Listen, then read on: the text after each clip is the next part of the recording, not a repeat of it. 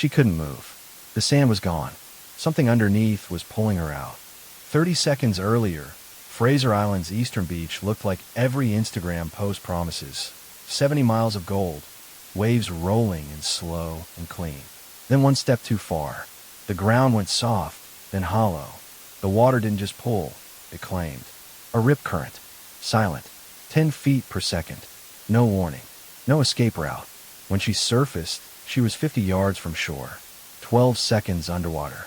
The people she came with didn't see her go. They were still framing the perfect photo. No storm. No red flag. Just physics moving faster than panic. And on Fraser Island, that's only the first way the water kills. The rip current is the obvious one, the killer that drags headlines. But beneath it, two other forces wait. Slower, quieter, just as efficient. Rip currents don't announce themselves.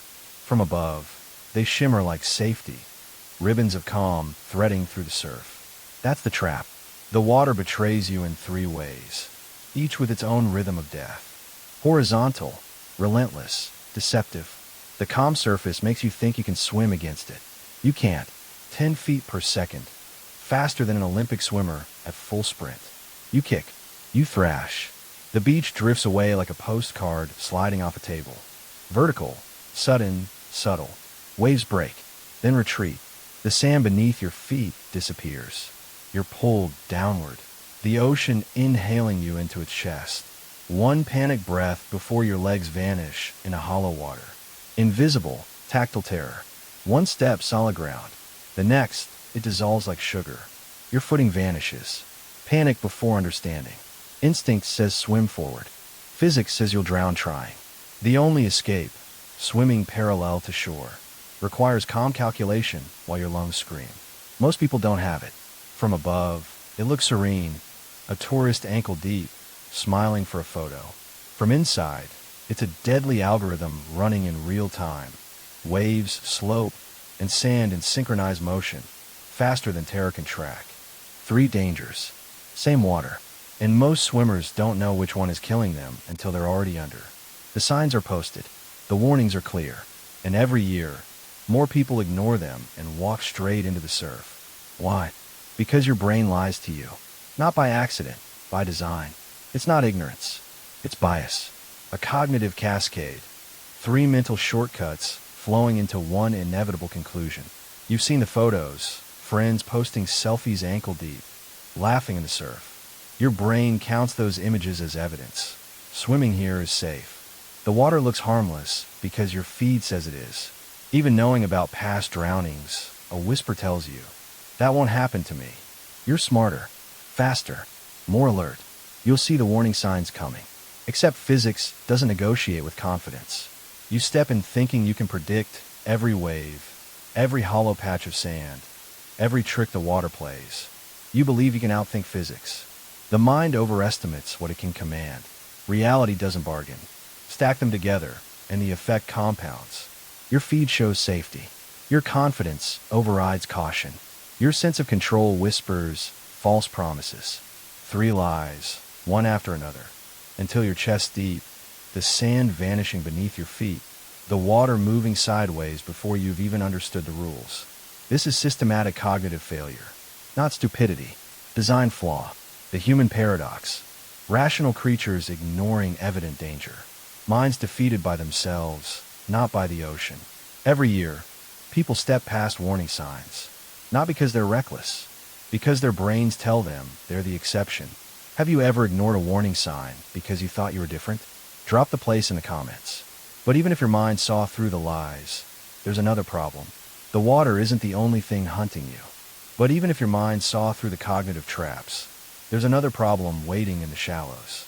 The box jellyfish, nearly transparent, drifting like a ghost through the surf. Victims describe a sense of doom before physical symptoms begin. The mind collapses before the body does. Within 3 minutes, the heart stops. Consciousness first, pulse second. It hunts where light fractures through shallow water. The exact depth humans prefer, ankle deep to chest deep, where the surf looks safest. But it's not alone. Stingrays lie buried beneath the sand, invisible until a misplaced step activates their barred reflex. At the break line, Tiger sharks patrol, indifferent and opportunistic, drawn by motion and blood. From ankle to chest, shallow water becomes a layered kill zone. You're never facing one threat. You're standing in the overlap.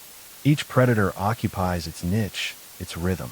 Together, they create a system no single human instinct can outmaneuver.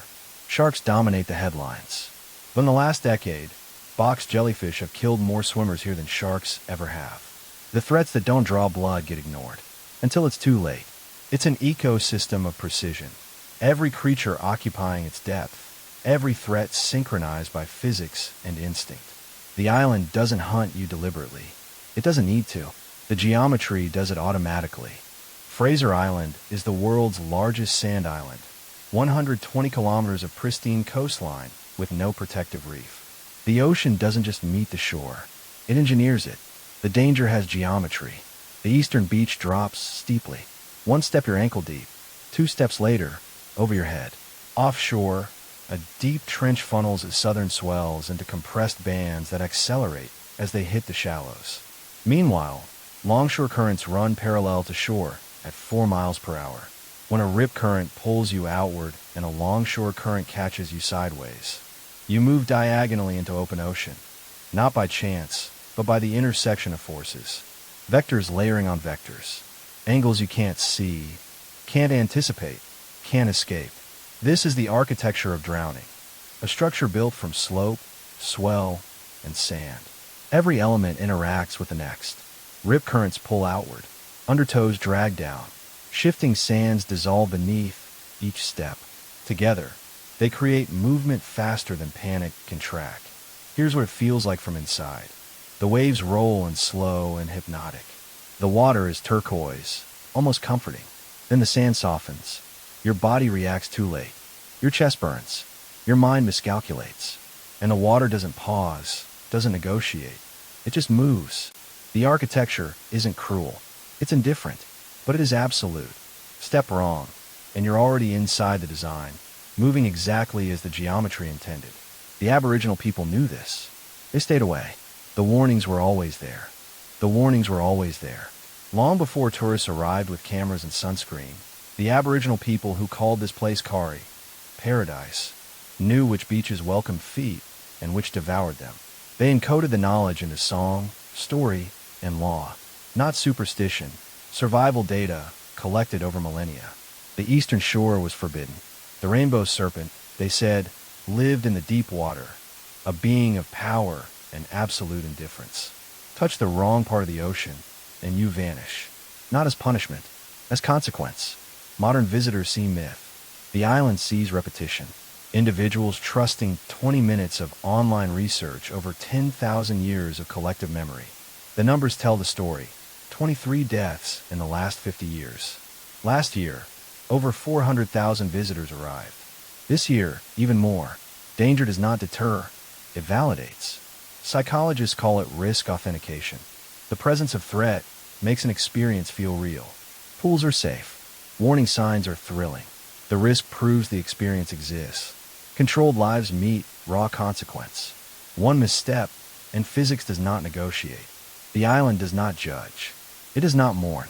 It endures 120 kilometers of sand, shaped by forces older than humans, older than memory. Rip currents will pull. Jellyfish drift. Sand will shift. The geometry remains. What changes is us. Each generation believes it is smarter, more informed. We see the same turquoise water the Aboriginal people avoided, the same steep drop, the same invisible currents. But cognitive biases whisper, you're different. You'll see it coming. You're the exception. Every year, some learn, too late, that the ocean does not grade on a curve. The woman from the opening survived. Lifeguards pulled her 50 yards from shore, hypothermic and disoriented. 3 days later, she posted, "Scariest moment of my life. Still the most beautiful beach I've ever seen. Would go back." That's the blind spot. The part of the human mind that experiences mortal danger, yet measures beauty above threat. We are pattern-seeking creatures, trying to find meaning in a system that has none. Fraser Island will outlast every sign, every rescue, every statistic. The indifference is permanent. The architecture is eternal. The only variable is whether you step into the water. Would you still go? Drop your answer in the comments.